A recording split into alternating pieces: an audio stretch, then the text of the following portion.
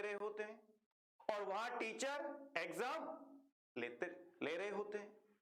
ठीक है, अब देखिए बेटा, एग्जाम में 5 मिनट का इंटरवल होता है। एग्जाम में 5 मिनट का इंटरवल होता है और बेटा इंटरवल के बाद सब बच्चे वापस से एग्जाम दे रहे होते हैं।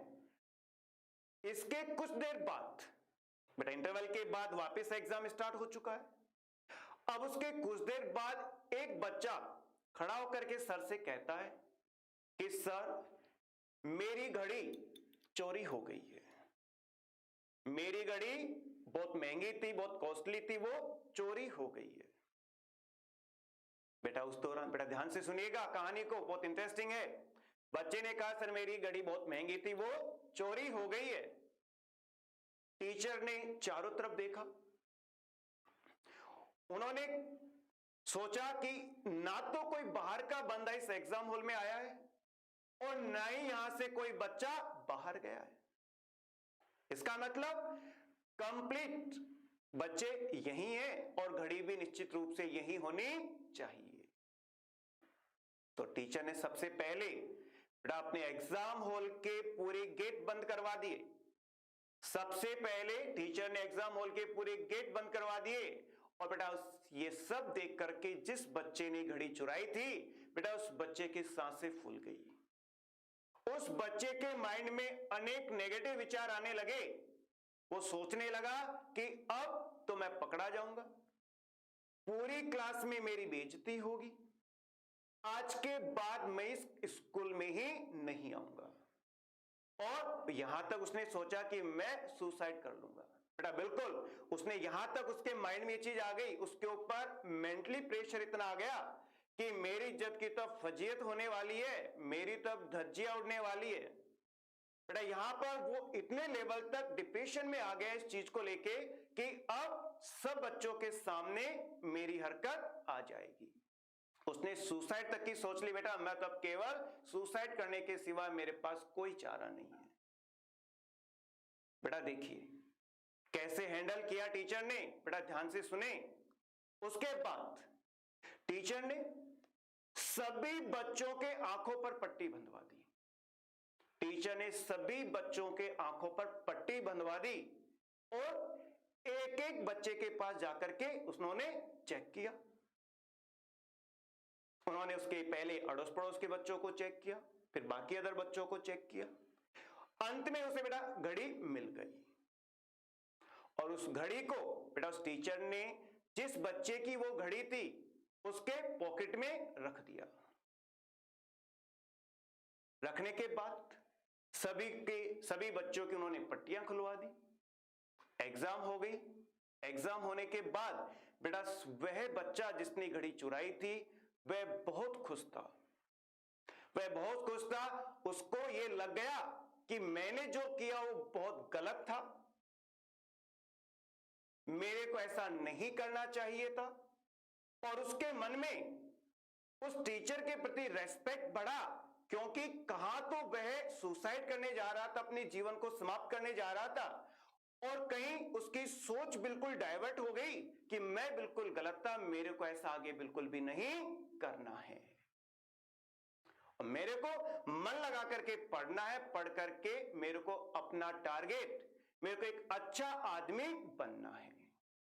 बेटा ये प्रण उसी समय उस चोरी करने वाले बच्चे ने किया। इसके बाद बेटा प्रण करने के बाद सिंपल सी बात है, आप किसी को टारगेट को आप मन से फिक्स कर लेते हैं, लगन लगा करके उससे पीछे लग जाते हैं, पूरी एनर्जी उस पे लगा देते हैं, तो बेटा सक्सेस एक बार नहीं 10 बार आपके कदमों में आती है।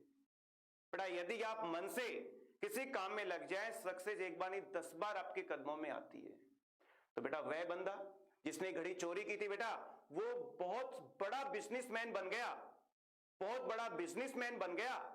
और उसके बाद बेटा उसी स्कूल के अंदर, उसी स्कूल के एनुअल फंक्शन में उसको बुलाया जाता है।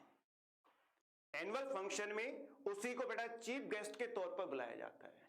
ध्यान से सुनिएगा बेटा, उसी बच्चे को जिसने घड़ी चोरी की थी, बड़ा बिजनेसमैन बन चुका है, बहुत बड़ा आदमी बन चुका है शहर का, अब उसे उसी स्कूल में एक चीफ गेस्ट के तौर पर बुलाया जाता है। जाता है। चीफ गेस्ट के तौर पर बुलाने पर वो अपने टीचर को वहां देखता है। टीचर को देखने पर वह उनके पैरों में गिरता है। पैरों में गिर करके वो कहता है, सर मैं वही हूं जिसने में घड़ी चुराई थी।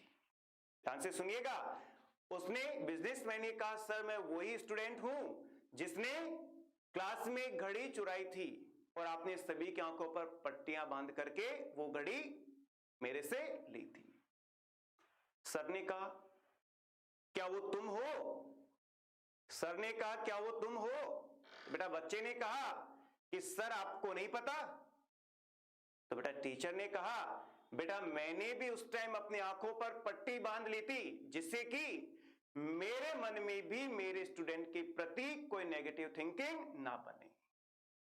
बेटा टीचर के ये वर्ड सुनते ही बच्चा फूट फूट के रोने लगा और वो टीचर के गले मिल गया।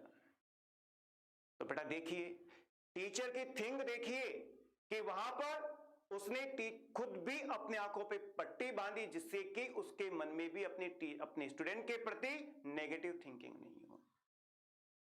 बेटा कहने का मतलब यहां से आप सिंपल सी बात ये समझ सकते हैं कि एक बच्चे की लाइफ को, बच्चे की सोच को आप कितने अच्छे से डाइवर्ट किया।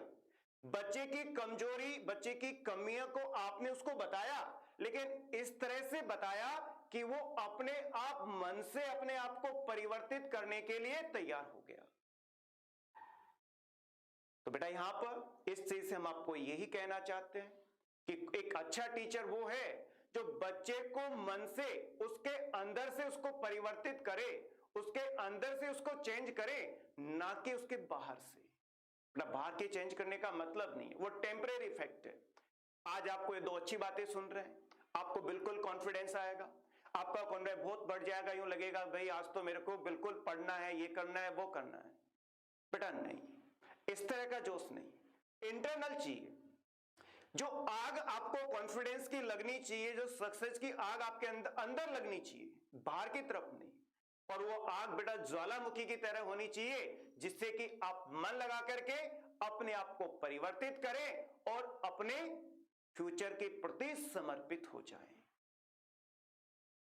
बेटा इसी के साथ सभी को टीचर्स डे की शुभकामनाएं और सभी बच्चों के लिए फ्यूचर के लिए बेटा बेस्ट ऑफ लक। ठीक है बच्चों, आज के लिए इतना ही। नेक्स्ट क्लास अपनी मंडे को होगी। ओके बेटा, राधे राधे सभी को।